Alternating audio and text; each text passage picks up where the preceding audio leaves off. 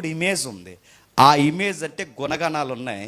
ఆ గుణగణాలకు తగ్గ దేవుడే నీ హృదయంలో ఉన్న దేవుడు మ్యాచ్ అయితే, బాగా వినాలి, నువ్వు ఏదైతే దేవుడు అంటే ఊహించుకుంటున్నావో ఆ దేవుడే ఈ బైబిల్ దేవుడితో మ్యాచ్ అయితే నువ్వు రైట్ వేలో ఉన్నట్టు. ఒకవేళ నువ్వు ఆల్రెడీ ఊహించుకున్న దేవుడు బైబిల్ దేవుడితో మ్యాచ్ అవ్వకపోతే, నేను మళ్ళీ చెప్తున్నాను, నువ్వు తప్పు చేస్తున్న ఆరాధనలో కొనసాగుతున్నావు. ఎలా బైబిల్ దేవుడిని ఎలా కొలవాలి? చాలా లైన్స్ ఉన్నాయి.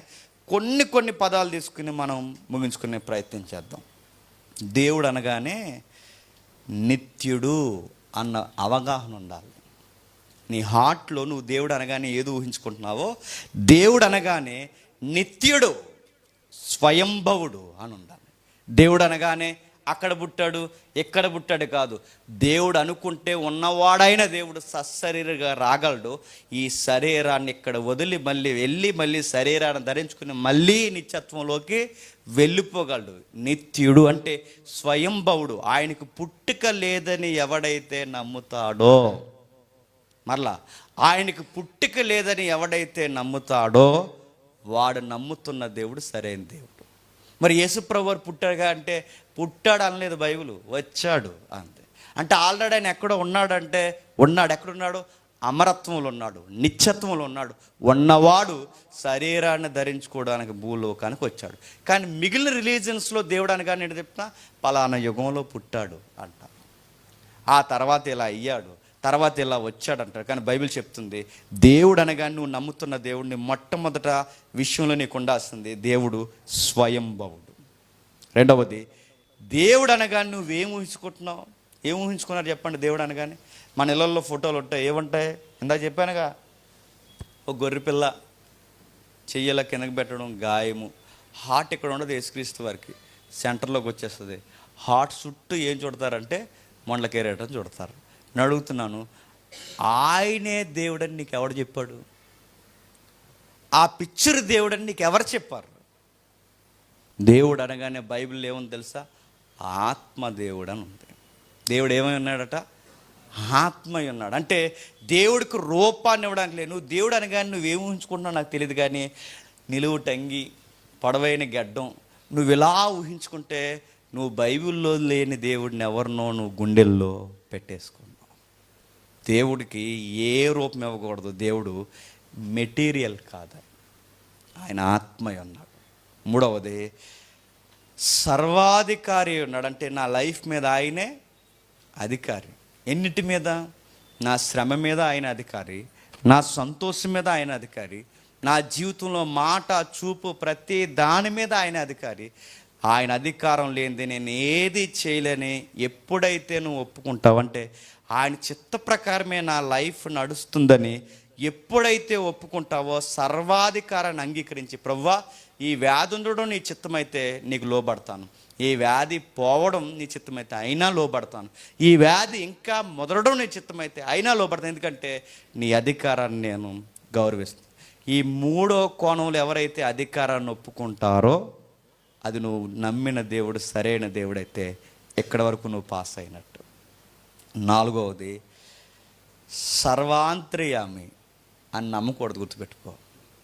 సర్వాన్ని వ్యాపించి ఉన్నాడు అంటే సర్వం మీద అధికారై ఉన్నాడు. బయట నమ్మకం ఏంటి చెప్పిన? సర్వాంతర్యం. మన దేవుని సర్వాంతర్యం అనకూడదండి.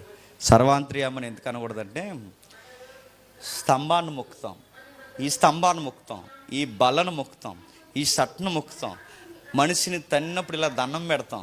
ప్రతి దానికి ఎందుకు అలా దండాలు పెడుతున్నాం? సర్వాంతర్యం అంటే దేవుడు ఇందులో ఉన్నాడు, చెప్పండి, ఇందులో ఉన్నాడు ప్రతి దాంట్లో. అంటే దేవుడు ప్రతి దాంట్లో ఇన్వాల్వ్ అయిపోయి ఉన్నాడని నమ్ముతారు, కానీ బైబిల్ చెప్తుంది ఆయన ప్రతి దాంట్లో ఇన్వాల్వ్ అయిపోలేడు. మరి సర్వాధికారి అంటే అన్నిటి మీద అధికారి ఉన్నాడు, అన్నిటిపైన వ్యాపించి, అంటే అన్ని దిక్కున ఆయన ప్రజెన్స్ ఉందనే తప్ప అన్ని ఆకారాల్లో దేవుడు ఉన్నాడని కాదు. ప్రతి దిక్కున మొక్కుతారు. చాలా దగ్గర మీరు చూడండి, ప్రతి దానికి ఎలా మొక్కుతున్నారంటే వాళ్ళు అలా ఊహించుకుంటున్నారు. నీ దేవుడిని ఊహించుకోవడం అంటే నువ్వు కొండకి రప్పకి ఎందుకు మొక్కకూడదు అంటే దేవుడు అందులో ఉండడు, వాటి పైన ఉంటాడు. అంటే వాటిని అధికారిగా, అంటే కొండను పుట్టించింది ఆయనే, బండను పుట్టించింది ఆయనే, ప్రతి దాన్ని జీవింపజేస్తున్నది ఆయనే, నదులను, చెట్లను, గాలులను, ప్రతి దానిని ఈ ప్రకృతిలో నడిపిస్తుంది ఆయనే. ప్రకృతిలో దేవుడు లేడు, ప్రకృతిని నడిపించేవాడిగా దేవుడు. అందుకే చూడండి, చాలామంది మీరు చూడండి నేచర్ని ఎక్కువ మొక్కుతారు, ప్రకృతిని బాగా ఆరాధిస్తారు.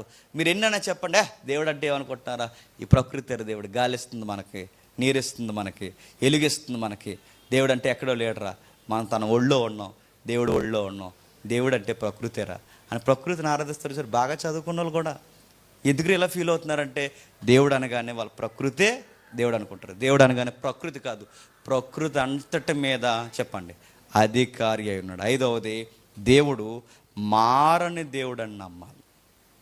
ఏం దేవుడు? మారడు. ఎప్పుడు మారడు? ఏదైనా తోటలో ఎలా ఉన్నాడో చెప్పండి, ఇప్పుడు అలా ఉన్నాడు. ఇప్పుడు ఎలా ఉన్నాడో ఏదైనా తోటలో అలా ఉన్నాడు. ఆదాము తప్పు చేసినప్పుడు సీరియస్ అయ్యాడు అనేది ఎంత వాస్తవమో, నువ్వు నేను తప్పు చేస్తే సీరియస్ అవుతాడు అన్నది కూడా అంతే వాస్తవం. ఇశ్రాయేలు తప్పు చేస్తే అరణ్యంలో రాలగొట్టాడు అన్నది ఎంత వాస్తవమో, ఇప్పుడు మనం తప్పులు చేసినా రాలగొడతాడు అన్నదే చెప్పండి అంతే వాస్తవం. మళ్ళీ ఇశ్రాయేలే కాదు, మోసే చిన్న మాటలో తేడా వస్తే నాయకుడిని ఊరుకోలేదనేది ఎంత వాస్తవమో, ఇప్పుడు నాయకులు తేడా వచ్చినా ఊరుకోడు అన్నది కూడా అంతే వాస్తవం. ఆయన నిన్న నేడు నిరంతరము ఏకరీతిగా ఉన్నాడు. ఈ మధ్య చాలామంది ఊహించుకుని చెప్తున్నదని చెప్పిన దేవుడు ప్రేమమయుడు అయిపోయాడు అన్నారు. అంటే అప్పుడు అలా కోపంగా ఉండేవాడండి, తర్వాత ఎలా అయిపోయాడట, ప్రేమగా అయిపోయాడండి. తన కొడుకు వచ్చి ఆయన్ని శాంతింపజేసేసాడండి అన్నారు. అడుగుతున్నాను, ఈ లైన్ ఎక్కడ బైబిల్లో లేదు, మరి ఎలా వచ్చిందంటే వాళ్ళు ఊహించుకున్నారు. మిరాకిల్ వచ్చినవి ఏంటి చెప్పనా, అక్కడ ఆ సింహాసనం మీద కూర్చున్నది యెహోవా దేవుడు అనే తండ్రి అయిన దేవుడు కాదు, మరెవరు? ఎవరు? ప్రభు అయిన యేసుక్రీస్తు వారు. చాలామందికి చాలా కాలం వరకు తెలియదు ఏంటంటే, ప్రభు అయిన యేసుక్రీస్తు వారు యెషయా గ్రంథం 6వ అధ్యాయంలో కూర్చున్నాడు. అంటే ఇవన్నీ నేను అడుగుతున్నాను, ఇవన్నీ ఎలా ఊహించుకుంటారంటే వాళ్ళు ఊహించేసుకుంటారు, వాళ్ళ ఇష్టం, వాళ్ళ ఊహ. సాతానుగాడు అన్నాడట, ఏమని అన్నాడట, ఇంకో నీకులాగా నేను గవర్నమెంట్ ఫామ్ చేస్తాను, నాకు కూడా పరలోకంలో కొన్ని సీట్లు ఇవి అన్నాడంట. ఎక్కడుందండి ఇవన్నీ? నేను అడుగుతున్నాను, ఇంకో నువ్వు సింహాసనం అక్కడ వేసుకున్నావు, నేను సింహాసనం ఇక్కడ వేసుకుంటాను అన్నాడట. సాతాను, నేను ఈ మాట కొంచెం తెగించి అంటున్నాను, సాతానుగాడికి దేవుడికి అసలు గొడవ ఎందుకు జరిగింది అన్నది బైబిల్లో క్లారిటీ లేదండి. నిజంగా చెప్తున్నాను, లేదు క్లారిటీ, అసలు ఎందుకు ఫైట్ జరిగిందో. కానీ బబులోను సందర్భం చూసి సాతానుగాడని మనం కొంచెం అర్థం చేసుకుని చెప్పగలుగుతున్నాం. కానీ ఆ యెషయా గ్రంథం అధ్యాయాలు తీసుకుని, ఇదిగో ఆడిలా ఫీల్ అయ్యాడు బబులోన్ లాగే అన్న ఏకువ చుక్క, తేజోవాసుల్లో ఉన్న ఏకువ చుక్క ఏల నేల పడితేవని ఆ బబులోను కొరకు మాట్లాడిన ఆ వచనాన్ని చూసుకుని ఇది వాడి గూర్చి అని మనం ఫీల్ అవుతున్నాం. కానీ నిజానికి పూర్తిగా 100% ఈ పిక్చర్ వాడిదేనంటే కాదు, అది బబులోన్ది. అసలు దేవుడికి వాడికి ఎలా గొడవలైనాయో క్లారిటీ లేదు. ఈ గొడవ అంతా ఎప్పుడు తెలుస్తుందంటే చచ్చిపోయి తెలుస్తుంది మనకి ఎందుకు గొడవలు అయ్యాయో. కానీ ఒకటి మాత్రం బైబిల్ స్పష్టత ఇచ్చింది, వాడు యాంటీగా ఉన్నాడు అని మాత్రమే బైబిల్ చెప్తుంది. ఇవన్నీ ఎలా ఊహించుకుంటారు. అందుకే ఎప్పుడూ మారినవాడు, మొన్న కోపంగా ఉండేవాడు, ఇప్పుడు ప్రభు అయిన యేసుక్రీస్తు వారు వచ్చి నువ్వు కోపపడక ప్రభువా, నేను సిలువ వేయబడుతున్నాను, నువ్వు శాంతించి అన్నప్పుడు ఇప్పుడు ప్రేమగా మారిపోయాడంట. అందుకే క్రొత్త నిబంధనలు ఎవరిని ఏమనలేదట. నేను అడుగుతున్నా, అదేంటండి? ఆ రోజు కోపపడ్డాడు అన్నది ఎంత వాస్తవమో, ఈరోజు కోపపడతాడు అంతే వాస్తవం, రేపు కూడా కోపపడతాడని అంతే వాస్తవం. ఈరోజు ప్రేమిస్తున్నాడు అన్నది ఎంత వాస్తవమో, నిన్న ప్రేమించడానికి కూడా అంతే వాస్తవం, రేపు ప్రేమించడానికి కూడా అంతే వాస్తవం, ఆదాము కాలంలో కూడా ప్రేమించడన్నది కూడా అంతే వాస్తవం. ఆయన నిన్న నేడు నిరంతరము ఏకరీతిగా ఉన్నాడు. నెక్స్ట్, ఆయన ప్రేమ అని ఎలా అయితే మనం నమ్ముతున్నామో, ఆయన వెనకాల ఉగ్రత కూడా ఉందని మనం నమ్మాలి. 7వది, జ్ఞానం ఆయన నమ్మాలి. ఆయన జ్ఞానం ఉందని నమ్మలేదనుకోండి, దేవుణ్ణే మనం బిస్కెట్ వేద్దాం చూస్తాం దేవునికి. ఎందుకు చెప్పినా, కొంతమంది అక్కడికి వచ్చి సడన్గా ఎప్పుడు రాని ఏడిపు వచ్చేస్తుంటుంది వాళ్ళకి. ప్రార్థన చేయమంటే మైకెట్టుకుని ఏడిచేస్తారు, ఎందుకంటే దేవుడికే ఆ కోటింగ్ ఇద్దామని. బిడ్డ ఎంత ఏడుస్తుందో పాపం, ఏంటో నేనంటే ఎంత ఇష్టం అని దేవుడు ఫీల్ అయిపోవాలనుకుంటారు. కానీ బిడ్డ సెంటిమెంట్తో ఏడుతుందని దేవుడు తెలియదంటారా? ఆయనకి సర్వం తెలుసు. గుర్తుపెట్టుకో. నువ్వు ఏ ఫీలింగ్తో ఏడుస్తున్నావో తెలుసు, నువ్వు ఎలా ప్రార్థన చేస్తున్నావో తెలుసు, అసలు నువ్వు చర్చికి ఎందుకు వస్తున్నావు కూడా దేవుడికి తెలుసు. అన్నీ తెలుసు. నీ నోట మాట రాకముందే, నువ్వు అటు తప్పుడుగా చూడకముందే నువ్వు నేను ఏం చేస్తాం? సర్వము జ్ఞానం ఎరిగిన దేవుడు, మన నమ్మిన దేవుడు. ఇప్పుడు నేను చెప్పిన పాయింట్స్ ఏవైతే ఉన్నావో, ఈ పాయింట్స్ ప్రకారం నీ మైండ్లో ఉన్న దేవుడు నీకు మ్యాచ్ అయితే నువ్వు బైబిల్లో దేవుడిని పూజిస్తున్నావు. గుర్తుపెట్టుకో. నువ్వు నమ్మే దేవుడు నిత్యుడని నమ్మాలి. నువ్వు నమ్మే దేవుడు ఆత్మదేవుడు అని నమ్మాలి. నువ్వు నమ్మే దేవుడు నీ లైఫ్ మీద సర్వాధికారి ఉన్నాడని నమ్మాలి. నువ్వు నమ్మే దేవుడు సర్వం మీద అధికారి అయి ఉన్నాడని నమ్మాలి. సర్వము వ్యాపించున్నాడని నమ్మాలి. నెక్స్ట్, ఎప్పుడు మారణ దేవుడై ఉన్నాడని నమ్మాలి. సత్యమై ఉన్నాడని నమ్మాలి. జ్ఞానము కలిగి ఉన్నాడని నమ్మాలి. ప్రేమ ఉన్నది, అలాగే అదర్ సైడ్ ఉగ్రత కూడా ఉందని నమ్మాలి. నెక్స్ట్, ఎప్పటికీ ఆయన సృష్టికర్తని నమ్మాలి. నువ్వు సృష్టమని మాత్రమే నమ్మాలి. ఇది ఎప్పుడైతే మనం నమ్ముతామో గుర్తుపెట్టుకోండి, అప్పుడు మనం ఊహించుకున్న దేవుడు మన బైబిల్ దేవుడితో ఏమవుతాడు చెప్పండి?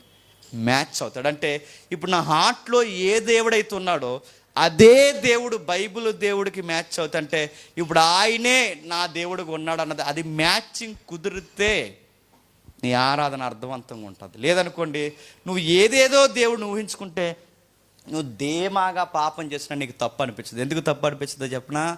నీ దేవుడు నిన్ను ఏం అన్నాను అనుకుంటున్నావు, ఆ దేవుడు లోపల ఉండి చెప్తాడు, పర్లేదు లేరా అంటుంటాడు అన్నమాట.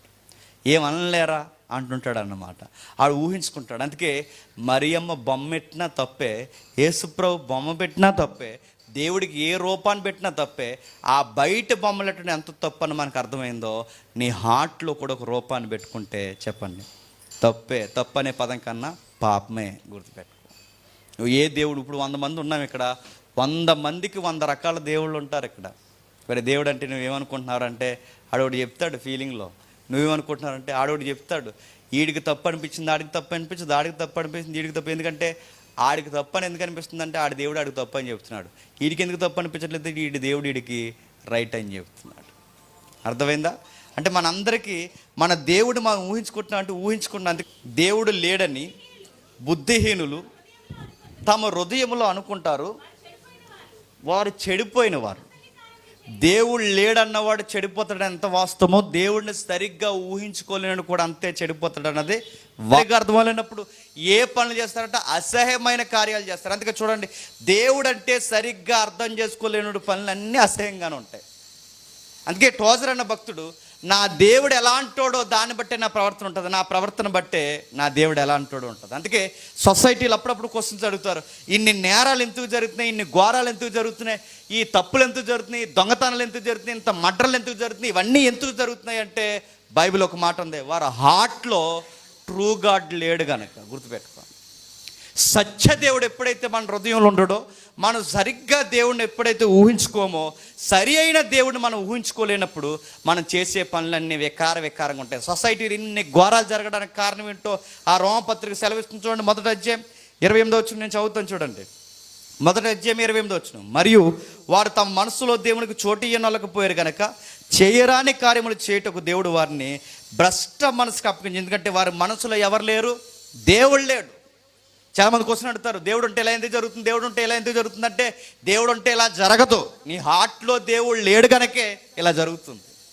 ఈ సమాజంలో దేవుడు లేడు కనుకే ఈ సమాజంలో ఇలా జరుగుతుంది. దేవుడు ఈ సమాజానికి దూరంగా ఉన్నాడు. ఎందుకంటే ఈ సమాజం దేవుడు ఉంచుకోలేకపోతుంది, దేవుడిని నిలబెట్టలేకపోతుంది, దేవుడిని తన హృదయంలో పెట్టలేకపోతుంది. తమ మనస్సులో దేవునికి చోటు ఇయ్యనలేకపోయారు కనుక ఈ సమాజం చేసే పనులు లిస్ట్ ఇచ్చాడు చూడండి. వారి దుర్నీతి చేత, దుష్టత్వము చేత, లోభము చేత, ఈర్ష చేత నిండుకొని మత్సరము, నరహత్య, కలహము, కపటము, వైరమను వాటితో నిండుకొని వారే కొండగాండ్లు, అపాధికులు, దేవదూషకులు, హింసకులు, అహంకారులు, బెంకములాడువారు, చెడ్డవాటిని కల్పించువారు, తల్లిదండ్రులకు అవిధేయులు, అవివేకులు, మాట తప్పువారు, అనురాగరహితులు, నిరద్దులో ఇట్టి కార్యములు అభ్యసించు వారు ఎందుకు చేస్తున్నారంటే దేవుడి న్యాయ విధిని బాగుగా ఎరిగి వాటిని చేర్చు. ఇది మాత్రమే కాక వాటిని అభ్యసించు వారితో సంతోషంగా అంటే దేవుడు అంటే ఇది, దేవుని వాక్యం ఇది అన్నీ తెలిసి ఇలా ఎలా చేయగలుగుతున్నారంటే అన్నీ తెలుసు, కానీ హార్ట్లో ఎవరు లేరు చెప్పండి? దేవుడు లేడు. తమ మనస్సులో దేవునికి చోటు ఇయ్యనొల్లకపోయారు కనుకే ఈ సమాజంలో మర్డర్లు జరుగుతున్నాయి, మానభంగాలు జరుగుతున్నాయి, సమాజంలో నరహత్యలు జరుగుతున్నాయి, ఎందుకు జరుగుతున్నాయి. చాలామంది క్వశ్చన్ అడుగుతున్నారు, దేవుడు ఉంటే ఎందుకు ఇలా జరుగుతుందంటే దేవుడు లేడు కనుక జరుగుతున్నాయి. దేవుడు ఉంటే ఎందుకు జరుగుతాయి? నువ్వు దేవుడిని ఎక్కడ పెట్టుకున్నావు? మా ఇంట్లో నీకంటూ ఒక సొంత దేవుని పెట్టుకున్నావు, నీకంటూ ఒక సొంత దేవతను ఆరాధిస్తున్నావు, నీకంటూ ఒక సొంత ఫిలాసఫీని పెట్టుకున్నావు. అందుకే నీకు దేవుడు అంటే సరిగ్గా అర్థం అవ్వలేదు కనుకే చేయరాని కార్యములు చేస్తున్నావు. నువ్వు చూస్తుండగానే నీ పక్కన ఉన్నవాడు నీతో కలిసి బతుకునోడే నువ్వు నాశనం చేయాలని కోరుకుంటున్నావు అంటే నిన్నేమనుకోవాలి? నువ్వు దేవుడిని అలా నమ్ముతున్నావు. నువ్వు చూస్తుండగానే భర్తనే, భార్యనే, లేదా జీవిత భాగస్వామిని చంపాలనుకుంటున్నావు అంటే నువ్వు చర్చికి వచ్చి కూడా ఏమనుకోవాలి? మరి అక్కడ వరకు ఎందుకండి? చర్చికి చక్కగా వస్తారా, ఇంటికి వెళ్ళి అత్తగారికి అన్నం పెట్టరు, మరి అదేం ఆరాధన నాకు అర్థమవుదు. అంటే వాళ్ళు అక్కడ వరకే దేవుడు అనగానే. ఇంటికి చర్చికి చక్కగా వస్తారా, బయటికి పోయి ఫ్రెండ్కి వాడు ఎంత కీడు చేయాలి అంత కీడు చేస్తాడు. అలా ఎలా చేస్తారు? వాడు అలా ఫీల్ అవుతున్నాడు దేవుడు అనగానే. నేను అడుగుతున్నాను, దేవుణ్ణి సరిగ్గా మనం ఆటలో ఉన్నది ఉన్నట్టుగా మనం పెట్టుకోవడం మనకు రాకపోతే, మన దేవుణ్ణి సరిగ్గా గుర్తించకపోతే మన ప్రవర్తన కూడా చాలా చాలా చాలా వల్గర్గా ఉంటుంది, చాలా వల్గర్గా ఉంటుంది. అందుకే మీరు చూడండి, దేవుడిని ఎవడైతే సరిగ్గా చూడ్డో మన ప్రవర్తన కూడా చాలా చాలా వల్గర్గా ఉంటుంది. అందుకే వాళ్ళు మనుషులను చంపేసి పీకలు కోసేసి దేవుడికి మహిమ కలుగునుగా కానీ ఎలా అనుకుంటున్నారంటే వాళ్ళు దేవుడిని అలాగే నమ్మారు. ఇన్ని వాక్యాలు చెప్పి, ఇంత వాక్యాలు బోధించి, ఇక్కడ నిలబడి, ఇక్కడ సందాలు బట్టి, ఇక్కడ చక్కగా కూర్చొని వర్షిప్పులు చేసి మళ్ళీ ఇంటికి పోయిన వెంటనే పనికిమాల పనులు చేస్తున్నారంటే ఎలా చేయగలుగుతున్నారు? దేవుడు అనగానే చర్చి వరకు ఊహించుకున్నారు అంతే. దేవుడు ఎంత బాగా అర్థమైతే మన ప్రవర్తన అంత బాగుంటుంది. మన ప్రవర్తన బట్టి మనకు దేవుడు ఎంతవరకు అర్థమయ్యాడో మనం చెప్పేయచ్చు. నీ మాటలు నువ్వు ఊరకే అబద్ధాలు ఆడుతున్నావంటే నువ్వు దేవుడిని ఎలా నమ్ముతున్నావో చెప్పేయచ్చు. నువ్వు ఊరకే తైతెక్కలేసలు వేస్తున్నావు, నువ్వు దేవుడిని ఎలా నమ్ముతున్నావో చెప్పొచ్చు. నువ్వు వావి వరుసలు మర్చిపోయి కూడా నువ్వు పెళ్ళి ఆడడానికి సిద్ధమవుతున్నావంటే నువ్వు దేవుడిని ఎలా నమ్ముతున్నావో చెప్పేయచ్చు. నువ్వు ఎలాంటి దేవుడు, నువ్వు బైబిల్ దేవుడు లేటి నీ గుండెల్లో, నువ్వు ఎవరినో దేవుడిని పెట్టుకున్నావు లోపల, కాకపోతే ఎదురుగా బైబిల్ పెట్టుకుంటావు కానీ దేవుడిని ఎప్పుడు లోపల పెట్టుకోవు. నువ్వు ఈ ఫిలాసఫీలు ఏదో దేవుడిని పెట్టుకున్నావు, ఆ దేవుడినే నువ్వు నమ్ముతున్నావు. ఇప్పుడు చెప్పండి, టోజర్ అన్న మాటలు చిన్న మాటలు ఏం కదా. టోజర్ అన్న మాటలు ఆయన చాలా పెద్ద మాటలు అన్నాడు. అది థియలాజికల్గా ఈ థియలాజియన్స్కి చాలా పెద్ద మాట. ఆ మాట ఏమన్నాడు చూడండి, దేవుని గురించి ఆలోచించినప్పుడు నేను ఏదైతే స్ఫురిస్తున్నానో, నాకు ఏ థాట్స్ అయితే వస్తున్నాయో అదే చెప్తుంది నేనంటే ఏంటో అని. నువ్వు వెళ్ళి ఆ బొమ్మకే మొక్కుతున్నావంటే ఆ బొమ్మను చూసి చెప్పొచ్చు నీ లైఫ్ ఎలా ఉండబోతుందో. నువ్వు అంత ఎకారంగా ఉన్న బొమ్మను మొక్కుతున్నావంటే నువ్వు ఇంటికి వెళ్ళాక ఎంత ఎకారంగా ఉంటావో చెప్పొచ్చు. చెప్పలేవు? ఖచ్చితంగా చెప్పొచ్చు. నువ్వు ఎంత ఎకారంగా ఉన్నావంటే నువ్వు ఎలాంటి దేవుడిని మొక్కుతున్నావో చెప్పొచ్చు. మరి ఎంత తేడాగా ఉన్నాడేట్రా అంటే ఆడు ఎలాంటి దేవుడిని మొక్కుతున్నాడో చెప్పవచ్చు. నిన్ను బట్టి నీ దేవుడు ఎలాంటోడో చెప్పొచ్చు, నీ దేవుడిని బట్టి నువ్వెలాంటోడో చెప్పొచ్చు. కాబట్టి బైబిల్ ఉన్న దేవుడితోనే మీ భక్తి అయినా మీ పాట అయినా ఏదైనా మ్యాచ్